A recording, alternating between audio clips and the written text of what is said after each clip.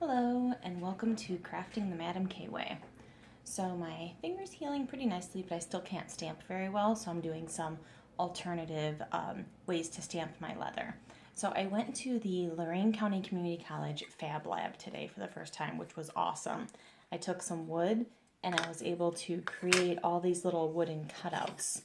So I have a Sissix Big Shot embosser, and I'm going to try to emboss some of these into leather and see if some of these, fine lines and details actually give it a nice embossed design.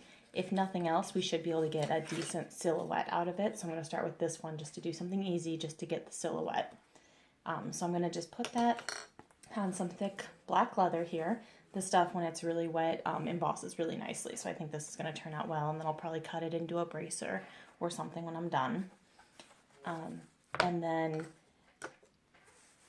okay, so let's get started with that. Also, I have my Saturday night wine. So this is awesome.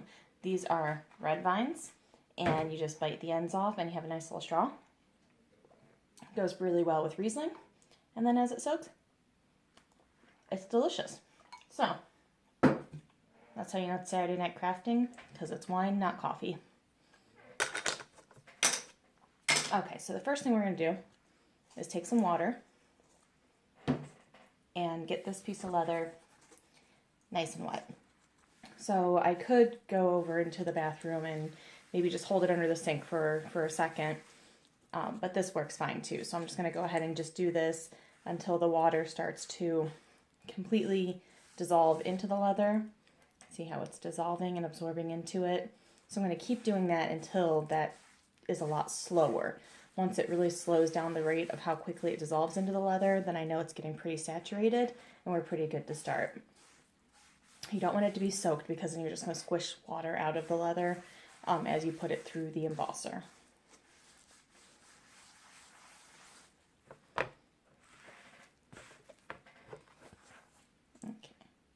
so it's starting to slow down a little bit, hold the moisture on top there. I also don't want it to be soaking wet when I put it through, so after I get done getting it nice and wet, I'm just going to let it sit for just a minute to start to dry just a little bit, so we have that cased leather and not wet leather. Okay, so I'll rearrange my camera and get this lined up with the embosser so you can see how it goes through the machine. Okay, so I got the camera changed for you so you can see the Sissix Big Shot embosser. And the leather, it's not dry, but it definitely looks dry. It doesn't have the water on top of it anymore. So I'm just going to line that up where I want it. I'm going to just put it right in the center, because I think I'm going to cut just a big thick bracelet out of it. And I have my platform board down first, one of my adapters, and then I'm going to put the leather and the design down, and I'm stamping into the smooth side of the leather and my top board, and I'm just gonna run that right through. That's probably gonna put a lot of pressure on it. This one's really at capacity here. Okay, so that is not gonna push all the way through, so I'm going to swap out this adapter. I'd already started to push a little bit, so I'm going to be careful that that doesn't fall off, or else I'll have to line it up again.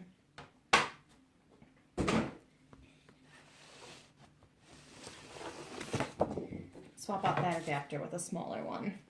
The only problem between the adapters is it goes from being a very thick adapter to a very thin adapter. There's almost no in between, so I've used foam and other things to sort of pat it in to get more in there, because see how easily that went through now? It's almost too easy. We almost want a little more pressure than that. But let's see what we have. So it pushed it through, give a nice little embossing. I'd like a little bit more, but that's pretty nice, and it'll harden just like that, and then I can paint it and it'll give it a nice little defined outline. So that's cool. So that's an easy silhouette one. Let's go ahead and try something with a little more detail. So I already have this leather cased here. And I know that since I'm adding more detail, I'm definitely going to need to have something to help push this down into the design. So I'm going to use a couple of these sheets to add some more padding underneath it. So these are really cool. These are just simple cabinet lining. Just sheets of foam where you can get a roll of foam to line your cabinets. These work really well.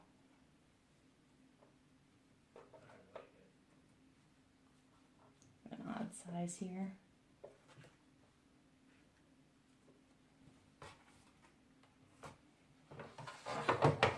Let's see if we can get some designs from the Boo design.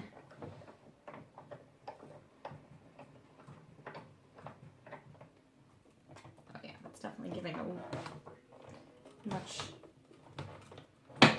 harder push.